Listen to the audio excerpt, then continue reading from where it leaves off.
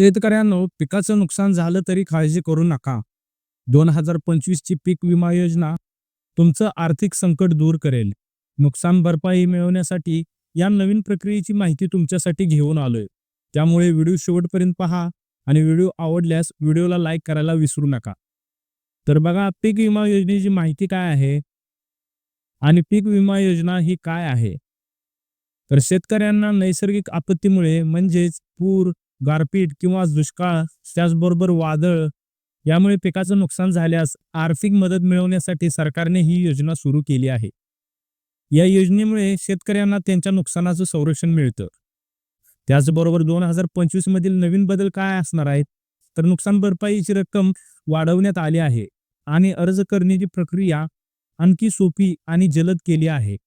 त्याचबरोबर शेतकऱ्यांसाठी आता ऑनलाईन अर्जाची सुविधा देखील उपलब्ध करून दिली आहे. तर या योजनेचे फायदे काय असणार आहेत बघा. विमा संरक्षण. नैसर्गिक आपत्तीमुळे होणाऱ्या पिकांच्या नुकसानीपासून संरक्षण मिळते. त्याचबरोबर 1,00,000 रुपयापर्यंत नुकसान भरपाई मिळते आणि ऑनलाईन व ऑफलाईन पर्याय उपलब्ध करून दिले आहेत. त्याचबरोबर शेतकऱ्यांसाठी फक्त 1 ते 3,000 रुपयामध्ये विमा कव्हर मिळतो आणि नुकसान झाल्यास त्वरित भरपाई मिळण्याची हमी देखील देण्यात आली आहे. तर या योजनेसाठी कोण कोण पात्र असणार आहेत? तर ज्या शेतकऱ्यांनी बँकेकडून कर्ज घेतला आहे त्यांना ही योजना लागू आहे. त्याचबरोबर ज्यांची स्वतःची जमीन आहे असे शेतकरीही स्वतः अर्ज करू शकतात. त्याचबरोबर पात्र पिकांची यादी काय असणार आहे? तर तांदूळ, गहू, सोयाबीन, मका इत्यादी पिकांचे नुकसान झाल्यास ते शेतकरी पात्र असणार आहे. त्याचबरोबर अर्ज करण्याची शेवट तारीख काय असणार आहे? तर खरीप आणि रब्बी हंगामासाठी स्वतंत्र तारीख जाहीर केली जाते. तर या योजनेसाठी अर्ज प्रक्रिया काय असणार आहे ते आपण स्टेप बाय स्टेप बघूया. तर ऑनलाईन अर्ज कसा करायचा? तर स्टेप पहिली की तुम्ही अधिकृत पोर्टलला भेट द्या, म्हणजेच pmfby.gov.in या वेबसाईटवरती आल्यानंतर तिथे तुम्हाला शेतकऱ्याचं नाव, आधार क्रमांक आणि मोबाईल नंबर नोंदवावा लागणार आहे. त्यानंतर पीक आणि क्षेत्रफळ यांची माहिती भरावी लागणार आहे. त्याचबरोबर विमा प्रीमियर ऑनलाईन भरून पावती डाउनलोड करावी लागणार आहे. त्याचबरोबर तुम्हाला मोबाईल ॲपद्वारे देखील अर्ज करता येणार आहे. तो कसा अर्ज करायचा? तर ॲपचं नाव आहे PMFBY. हे ॲप मोबाईलसाठी आहे. तर याचा फायदा काय असणार आहे? तर शेतकऱ्यांना त्यांचा अर्ज अपडेट करणे आणि काही तक्रार असल्यास ते नोंदवणे या ॲपद्वारे सोपं होऊन जातं. तर मित्रांनो, हे झालं ऑनलाईन पद्धतीने अर्ज. तर ऑफलाईन पद्धतीने अर्ज कसा करायचा? तर तुमच्या जवळच्या बँक शाखेत किंवा CSC केंद्रावर जाऊन अर्ज फॉर्म भरावा लागणार आहे आणि आवश्यक कागदपत्रे तिथे जमा तुम्हाला करावे लागणार आहे. त्याचबरोबर जो तुम्ही फॉर्म भरलाय तो भरलेलीची एक पावती तुम्हाला घ्यावी लागणार आहे. त्याचबरोबर अत्यंत महत्त्वाचं म्हणजे या अर्जासाठी लागणारी कागदपत्रे कोणकोणती असणार आहे?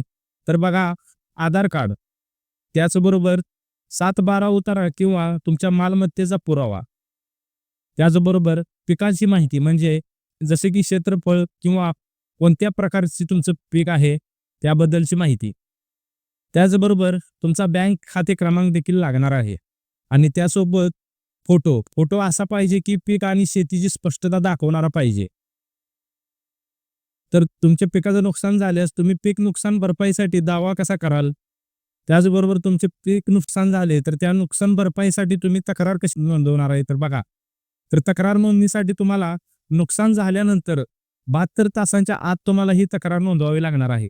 त्याचबरोबर तक्रारीसाठी तुम्हाला जिल्हा कृषी कार्यालय किंवा अधिकृत पोर्टल म्हणजे मागाशी सांगितलं त्या पोर्टलला किंवा मोबाईलचा ॲप म्हणजेच PMFBY ह्या ॲपचा वापर तुम्हाला करावा लागणार आहे. त्याचबरोबर या तपासणीची प्रक्रिया काय असणार आहे बघा.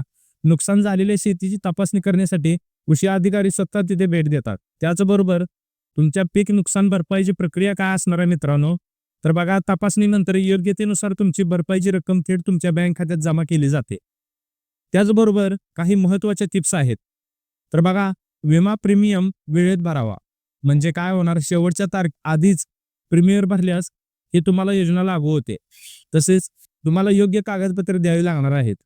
जर चुकीची माहिती दिल्यास अर्ज फेटाळला जाऊ शकतो. त्यामुळे योग्य ती कागदपत्रे द्या. त्याचबरोबर फसवणूक टाळण्यासाठी तुम्हाला अधिकृत वेबसाईट किंवा ॲपचा जो वापर करावा लागणार आहे. त्याचबरोबर तुम्हाला 72 तासांमध्ये नोंदणी करणे अत्यंत आवश्यक आहे. त्याचबरोबर तुम्हाला काही शंका असल्यास कृषी अधिकारी किंवा CSC केंद्राशी संपर्क साधा. त्यामुळे तुम्हाला अधिक मार्गदर्शन मिळेल. तर शेतकऱ्यांनो, पीक विमा योजना 2025 तुमचं संरक्षण करण्यासाठी एक महत्त्वाचं पाऊल आहे.